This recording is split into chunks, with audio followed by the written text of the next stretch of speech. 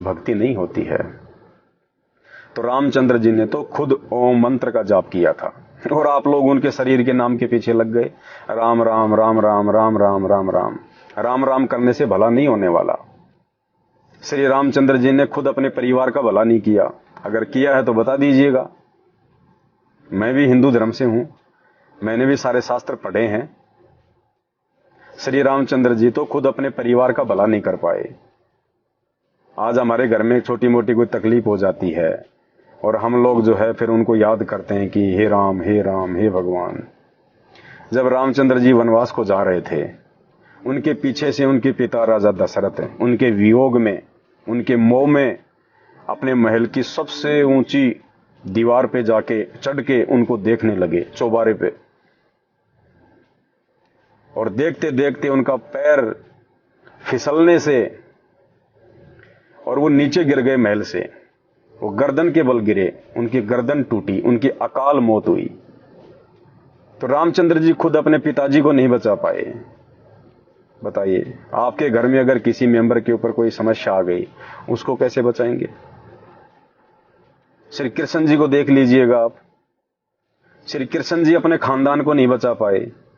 श्री कृष्ण जी की आंखों के सामने दुर्वासा ऋषि के श्राप के कारण उनके पुत्र, उनके बेटे, उनके पड़पोत्र, उनकी पुत्र वधुएं, उनके रिश्तेदार, यहां तक कि 56 करोड़ यादव, उनके वंशज, सब उनकी आंखों के सामने मरे। लड़ झगड़ के मरे, यमुना के किनारे कट कट के मरे, लहू लुहान होके मरे। श्री कृष्ण जी उनको नहीं बचा पाए। महाभारत के युद्ध के समय जब श्री कृष्ण जी का सगा भांजा अभिमन्यु जब वो चक्रव्यूह में फंस गया और वापस नहीं निकल पाया और उसकी मृत्यु हो गई, सुभद्रा जो श्री कृष्ण जी की बहन थी, अर्जुन जो श्री कृष्ण जी का जीजा था, दोनों अपने पुत्र के प्राणों की रक्षा के लिए रो रहे थे श्री कृष्ण से कि तुम तो केशव हो, तुम तो भगवान हो, तुम तो सृष्टि की उत्पत्ति करता हो। श्री कृष्ण जी अपने सगे भांजे अभिमन्यु को जीवित नहीं कर पाए। तो भाई हमारे 2 रुपए की मोगरा अगरबत्ती लगा देने से भगवान कहां प्रसन्न होगा? थोड़ा विचार करो इन बातों पे। मेरी आपसे कोई दुश्मनी नहीं है, ना मैं आपको जानता पहचानता, लेकिन ये बातें क्यों बता रहा हूं? क्योंकि ये सत्य हैं, ये हमारे शास्त्रों में लिखी हुई हैं। और जब तक हम अपने शास्त्रों से परिचित नहीं होंगे, और शास्त्रों को खाली मार्केट से 200, 250, 500 रुपए में खरीद के लाके पढ़ने से भला नहीं होगा, आप जिंदगी में नहीं समझ पाओगे। इन शास्त्रों को ये नकली धर्मगुरु संत महंत शंकराचार्य ये वर्षों से पढ़ रहे हैं, लेकिन इन शास्त्रों में लिखी गई बातों को केवल तत्वदर्शी संत ही समझ सकता है और दूसरों को समझा सकता है। तो आज इस पूरी पृथ्वी पे, इस धरती पे एकमात्र वो तत्वदर्शी संत जिसने सभी शास्त्रों को पढ़ा, सभी शास्त्रों का निष्कर्ष निकाला और फिर टीवी चैनलों के माध्यम से पुस्तकें छाप छाप के, सत्संग कर करके आज पूरी दुनिया को बता रहे हैं, वे परम पूज्य तत्वदर्शी संत सतगुरु रामपाल जी हैं। आप YouTube पे सर्च करें सृष्टि रचना संत रामपाल जी महाराज। इस वीडियो के ऊपर मैं एक लिंक भेज रहा हूं जिसमें 2.5 से 3 घंटे का वीडियो है सृष्टि रचना का, शास्त्र प्रमाणित है। सभी शास्त्रों से निष्कर्ष निकाल के आप लोगों को प्रमाण दिखा दिखा के वो वीडियो जो है वो बना हुआ है। वो अबाई नहीं है, मनमुखी नहीं है। धरती पे पूर्ण संत इस समय प्रकट है जो आपको सही आध्यात्मिकता की जानकारी दे सकता है। आपको जो ये मानव तन प्राप्त हुआ ना परमात्मा की मेहर से, ये भक्ति के लिए प्राप्त हुआ है। अगर इस मानव जन्म से भक्ति नहीं करी और जन्म लेके खाया पिया मौज मस्ती की, बच्चे पैदा किए, एक दिन मर गए, ये काम तो जानवर भी करता है। तो हम में और जानवरों में फिर क्या अंतर रह गया? अगर यूं ही मरना है तो एक दिन। ये मानव तन प्राप्त करने का मकसद कुछ और है। मानव तन दुर्लभ है, ये मिले न बारंबार, तरवर से पत्ता टूट गिरे वापस नहीं लगता डार। ये 84 लाख योनियों के बाद एक बार मिलता है और केवल भक्ति के लिए। क्यों? क्योंकि इस मनुष्य शरीर से ही हम भगवान को पहचान सकते हैं, हम भक्ति कर सकते हैं। गधा भक्ति नहीं कर सकता। कुत्ते को पहचान नहीं है कि कौन राम है, कौन कृष्ण है, कौन संत रामपाल जी हैं। ये बुद्धि परमेश्वर ने मानव शरीर देके हमें दी है सिर्फ भक्ति करवाने के लिए। और यदि आपने इस मानव शरीर का फायदा नहीं उठाया और यदि आप ऐसे ही इन नकली संतों के पीछे लगे रहे आंख बंद करके, जिनको ना कोई शास्त्रों की जानकारी है, जिनको ना कोई धर्म और कर्म की जानकारी है। आज लाखों संत हैं हिंदुस्तान में, सब अपनी अपनी मनमुखी साधना बता रहे हैं। किसी भी संत महंत या गुरु का ज्ञान हमारे धर्मशास्त्रों से मेल नहीं खाता। अरे भगवान एक है, हम सब जानते हैं, तो उसकी प्राप्ति का मार्ग भी एक ही है। फिर ये लाखों धर्मगुरु क्यों, लाखों रास्ते क्यों?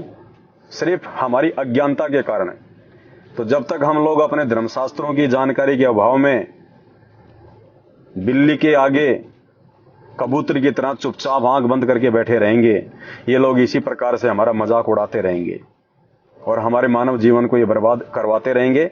और जिस प्रकार से हमारे पूर्वज भूत बने फिर रहे हैं, देखो जिसका बाप मर जाता है, जिसका दादा मर जाता है, बड़े शौक से उसकी फोटो बनवाएंगे और फोटो के नीचे लिखेंगे हमारे स्वर्गवासी दादाजी, हमारे स्वर्गवासी माता जी। जबकि किसी की भी दादी, किसी का भी दादा, किसी का भी बाप जो है वो स्वर्ग में नहीं जाता, और जाता भी है तो थोड़े समय के लिए, बाकी तो 90% उनको नरक ही भोगना पड़ता है। और उसके बाद में भूत की योनि में, प्रेत की योनि में, पितृ की योनि में। अरे अगर दादा या हमारे बाप अगर स्वर्ग में चले गए, फिर उनके श्राद्ध क्यों निकाल रहे हो भाई? अरे वहां भी भूख है क्या? स्वर्ग में भी भूखमरी फैल रही है क्या? जो छठे महीने यहां पे उनके खीर बनाते हो, उनके लिए मालपुए बनाते हो, फिर वो स्वर्ग कहां हुआ जहां पे भूखमरी है, जहां पे अनाज की कमी है, जहां आपके दादा परदादा आपके बाप को खाना नहीं मिल रहा, आपने यहां से भेजना पड़ रहा है। ये सब पाखंड, ये कर्मकांड है। और ये कर्मकांड इन नकली संतों ने जिनको हम बहुत बड़े जो है वो धर्म के मार्मिक और ज्ञाता समझा करते थे, इन लोगों की अपनी छोटी सोच के चलते ये लोग शास्त्रों के सार को नहीं समझ पाए। इन्होंने संस्कृत तो पढ़ ली, लेकिन वो संस्कृत वास्तव में कह क्या रही है, उसका सार क्या है, भक्ति क्या है, भगवान कौन है, ये जानकारी नहीं दे पाए। ये खुद भी मरने के बाद में भूत बनते हैं, ये प्रेत बनते हैं, 84 लाख योनियों में जाते हैं, और इनके पीछे लगे हुए इनके भगत ये कहां जाएंगे, ये आप खुद विचार कर लेना। तो कहने का मतलब है, आने वाले समय में दास अपने गुरुदेव भगवान के आशीर्वाद से, उनकी रजा से, आप सभी भाई बहनों को, क्योंकि मुझे आपके मानव जन्म की कीमत का पता है, मुझे गुरुदेव भगवान ने इस मानव शरीर की कीमत बता दी कि बेटा अगर इस मानव शरीर से अगर पूर्ण परमात्मा की पहचान करके और वो सही मंत्र जाप नहीं किया, सही मार्ग से भक्ति नहीं करी, तो 84 लाख योनियों में जाना पड़ेगा। ये विधान है। अरे गीता जी में तो यहां तक लिखा है कि जो तीनों देवता हैं ब्रह्मा विष्णु महेश, इनकी भी पूजा नहीं करनी चाहिए। इनकी भी पूजा करने के लिए गीता जी ने अध्याय नंबर 15 श्लोक नंबर 15, 16 और 17 मना किया है। अध्याय नंबर 7 और श्लोक नंबर 12 इन तीनों गुणों की, रजगुण ब्रह्मा जी, सतगुण विष्णु जी और तमोगुण शिव जी, इन तीनों गुणों की भक्ति करने के लिए जो है वो मना किया गया है। और हम तो भूत भैरव के पीछा ही नहीं छोड़ रहे। तो कौन है वो एक पूर्ण परमात्मा जिसकी भक्ति के लिए मानव शरीर मिला है? और उस पूर्ण परमात्मा की जानकारी भी केवल एक ही संत दे सकता है पूरी पृथ्वी पे। एक समय में एक ही संत होता है केवल परमात्मा की प्राप्ति का मार्ग बताने वाला, और वो एक पूर्ण संत वर्तमान में इस धरती पे संत रामपाल जी भगवान हैं, जिन्होंने सभी धर्मों के धर्म ग्रंथों का सार निकाल के पुस्तकें बना दी और सत्संग कर दिए, और लाखों की संख्या में आज भगत आत्माएं उनके ज्ञान को स्वीकार करके और उनके द्वारा बताई गई साधना करके अद्वितीय लाभ प्राप्त कर रहे हैं। तो आने वाले समय में दास आप सभी भाई बहनों के लिए पूज्य गुरुदेव जी के द्वारा जो धर्मशास्त्रों से सार निकाल के सत्संग किए गए हैं, उन्हीं धर्मशास्त्रों में से आपके लिए वीडियो बनाए जाएंगे। आप सभी भाई बहनों को अपने धर्मशास्त्रों से परिचित करवाया जाएगा कि गीता जी क्या कह रही है और आप लोग क्या कर रहे हैं, आपके गुरुजन आपसे क्या करवा रहे हैं, ये पुराण क्या कह रहे हैं और आप लोगों से क्या करवाया जा रहा है, चारों वेद क्या कह रहे हैं और आप लोग क्या भक्ति कर रहे हो। तो भाई समझो, समय थोड़ा है, धरती के ऊपर पाप इतना ज्यादा बढ़ चुका है, गलत साधना करने के चलते पाप का इतना भार हो चुका है, आने वाला समय विनाशकारी है, तांडव मचेगा तांडव। और उस विनाशकारी समय में आपको ना तो ब्रह्मा विष्णु महेश जी बचा पाएंगे, ना श्री राम और श्री कृष्ण जी बचा पाएंगे, ना 33 करोड़ देवी देवता आपकी कोई सहायता कर पाएंगे। एक छोटा सा ट्रेलर दिखाया परमात्मा ने, ये कोरोना छोटा सा, सबसे पहले उन भगवानों के नाक पे मांस चढ़ाए गए, सबसे पहले उन मंदिर और मस्जिद, सबसे पहले उन मंदिर और उन मस्जिदों के ताले लगा दिए गए।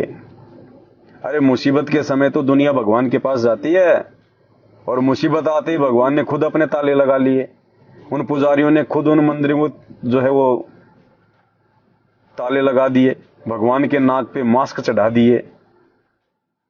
तो पुजारी खुद साबित कर रहे हैं कि ये कुछ नहीं कर सकती मूर्तियां, इनके पास में कोई पावर नहीं है, ये कोरोना से तुम्हारा कोई बचाव नहीं कर सकती। अन्यथा मुसीबत में तो इंसान भगवान की तरफ दौड़ता है। आपने हिंदी फिल्में तो बहुत देखी होंगी, जब भी किसी के बेटे का एक्सीडेंट हो जाता था, वो माँ दौड़ के माता जी के मंदिर में जाती थी, घंटा बजाती थी, उनकी दीवारों से अपना माथा फोड़ देती थी।